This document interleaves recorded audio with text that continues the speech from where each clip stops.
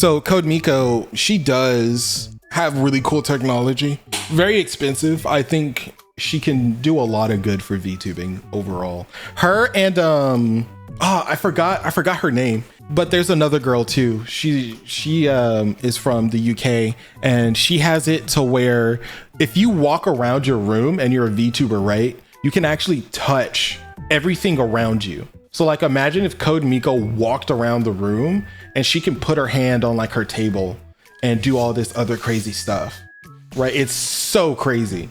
It's actually kind of wild. And then lastly, before I click play on the video, there's this dude who he uses motion capture suit as well. And he's a Lego piece and he's sitting in his room, dude. He's like sitting in his room recording, and it records his face really well. Really quickly, let me see if I can, I'm just gonna do this. Let me see if I can find that guy. He like has, this dude is also crazy. Just really quickly, while we're on the topic of technology and how VTubing's expanding. Over to the Lego page, and you'll see I have this Lego Look at button. this. So I press that, and it switches me over to the Lego setup. And essentially what that button is telling Unity to do is to disable the original Pixelfire model and to enable the Lego Pixelfire model. And very similarly, you'll see I have these 4 buttons that allow ads. I'm so sorry. And what these buttons are doing is they're sending a message to Unity, telling it to switch out certain body parts or textures to set these characters up in the way that... Like, this is cool. Like, I genuinely, I'm not following this guy. I genuinely think this is something that, you know, can help a lot. Like, this is just straight up sick. I love that. And that's why I love Miko too, because Miko isn't just doing like the applications. She also tests out a lot of the actual hardware, software. She does the whole 9 yards, right? Like, she's not wearing her usual motion capture suit. She usually has that on. So this is just really, really amazing. It's just her hands and her mouth. I think, I would assume she's using the camera to capture her face, but I would assume she also has this crazy camera to make sure it captures properly. I'm assuming.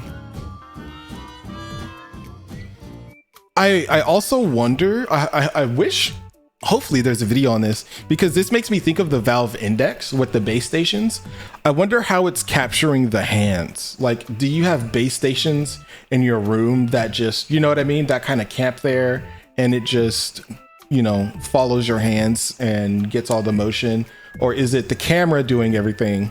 I don't know, but this is cool. This is for everybody in chat, because before we talked about a lot of 2D and how that can be expensive, and how some people, you know, getting through that process of creating your own character can be difficult. If there's one thing I do know, 3D is 10 times easier to model. And the way I know this is because of VR chat. Yes, I play VR chat. And you can get like your own model made, or you can just grab one, and people don't charge much because it's a lot easier to just grab a model that already has everything you need. Can mine can go like right there, just barely the side of my face, barely to the side of my face. But as I'm saying, 3D though, with 3D you can just copy pasta. You can just grab a base 3D model that already has all the physical bones and stuff already there, and then just, you know, edit whatever you do and don't want. You want a different hairstyle, you can probably buy it for like $5 somewhere. You see what I mean? Like 3D, it's really weird. It's really expensive, but it's also insanely cheap. I think it's primarily just getting the hardware for 3D that's expensive. But usually once you have that, for instance, if you're playing VR chat, the most, and you want to stream, the most expensive part is buying VR. That's the most expensive part. But if you want to get your own model and you want to do like VR chat and stuff, it's not that expensive. Like $50. And if you want to go really crazy and get some custom stuff, maybe about 100. It depends, but there's like literal marketplaces for this where you can just buy an asset and call it a day and just slap it on.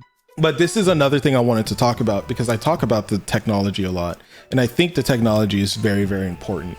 It's a very important part, in my opinion, at least, when it comes to VTubing, because a lot of people want to do it, and I think most people seem to think, oh, it's just 2D like I am right now, right?